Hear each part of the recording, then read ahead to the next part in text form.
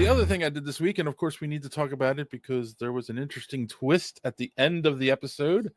And of course, I'm talking about Daredevil Born Again, episode 3. You just said you finished watching it. What did you think of let's first say the episode in whole. What did you think of the episode as a whole? It was meh.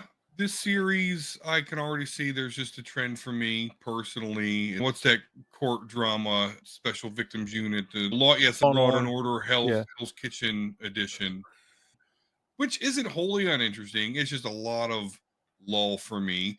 It does get to some stuff, so it's very meh for me. Like, I enjoy it.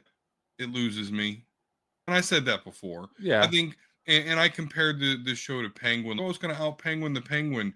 I don't know. The Penguin's had a little bit more going on per episode. I like this one, but it's not that exciting. I And I'm not a courtroom drama guy, so that's probably the root cause of my lack of enthusiasm. I think the important thing about the trial wasn't the trial itself.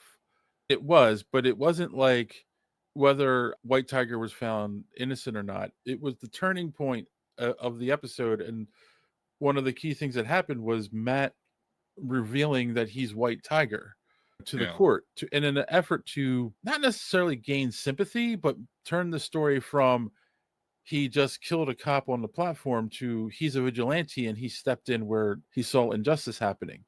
It's that was interesting, the whole concept, because oh look, Kassan is here. Hello, fellows. I finally remembered to watch the Wednesday show. Yes, hello, Kassan. So I was saying he was number one. What's interesting about that was he revealed somebody's secret identity without discussing it with them first. That's a big thing when you really think about it in the world of superheroes. Like, he revealed to the world that Hector is White Tiger, which, let's face it, part of the reason of a secret identity is defending or keeping your family safe.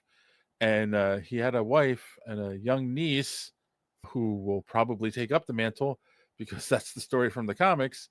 But yeah, so he put them in danger. And also, like, Matt has a secret identity. And Right. it's still secret for the most part. There's a couple people who know it, but they've all kept it secret. So that's, to me, that was a big thing. Ooh, and it has a lot of implications on Matt Murdock's character at this point in the show.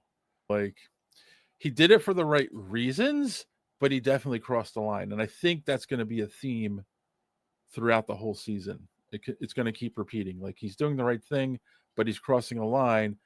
And there's definitely going to be, he's going to have to pay penance every time he crosses the line, which leads us to the big twist at the end of the episode.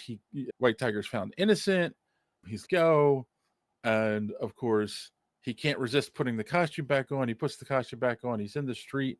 Someone walks up to him, which seemed a little weird to me because it was like it was too easy. He walks up to him, puts a gun to his head, pulls the trigger. Yeah. White Tiger dies there in the street. And of course, the big twist is the guy's walking towards the camera. You don't see his face, but that his shirt has a big skull on it. Mm-hmm. So, is it the Punisher, or is it one of these Punisher fanboys that we've been talking about on the show? What did you think? I think it's definitely a Punisher fanboy. I don't see Frank Castle. Not that I don't see Frank Castle killing a vigilante, because I do. I've seen it. But I don't think he would be involved with this group of police officers with the tattoos, because they are breaking the law. At least some of them, ones that were involved in the incident in the show with White Tiger. So I don't think it is. I think it's trying to mislead us into thinking that, because it does fit the Punisher's MO. But I don't think he would have anything to do with this group or these cops. I honestly think because again, this is a continuation of the Netflix shows. And after his relationship with Matt in those shows, and he knows, because he knows Daredevil, he knows that he wouldn't defend somebody who he thought was a criminal. You know what I'm saying? So if he knew he was defending him, like, he wouldn't have done it. But somebody doesn't know that the two of them have a relationship, they would pose as Punisher and do it. And I do think that's going to end up being a theme in the show. There's going to be a Punisher fan group that maybe are all cops that go and get around killing people when they're off duty. I could be wrong, but I feel like that's going to be the reveal in the next episode. I feel you're right. But what I do appreciate about what you're saying about Matt Murdock is that this whole incident, he crossed the line by not discussing it with the guy before revealing his identity. But at the same time, he did get him off, and he should have listened to Matt Murdock's advice, which was like, don't put the suit on again, retire this superhero. And I'm like, hey, you know what? That makes sense. That makes this trial cool because this White Tiger person is an E level. So absolutely brush that off. But no, he didn't listen and got clapped. So in the comics, he goes to trial and he actually ends up, Matt is his lawyer. This is all canon from the comics, which I love. Like, that's great. Follow the story. But the flip is in the comics, he was found guilty and he tried to escape, and he's killed as he's trying to escape being put in prison. It's the same idea that just flipped him being found guilty to innocent. But yeah, he's one of those few characters that has died in the comics and has remained dead because replaced him. There's been 3 White Tigers in the comics. So I think that's where we're going. I'm still enjoying it. Obviously, I'm going to keep watching it. Not enjoying it. I really don't find myself to be like excited and yearning for the next episode. Yeah. But when I do sit and watch it, I do enjoy it and find it interesting. But there are parts that I'm just checked out. And I think that's got more to do with my personal taste than anything. So I'm not. Yeah. Marvel's dead. Daredevil's not good. I don't like it. It doesn't do what I want it to do, so it's fucking dead. I don't do that. Hopefully, not on this podcast. All right.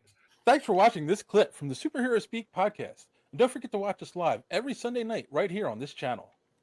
While you're here, hit the subscribe button and click the bell for notifications so you won't miss out on any of our great upcoming content.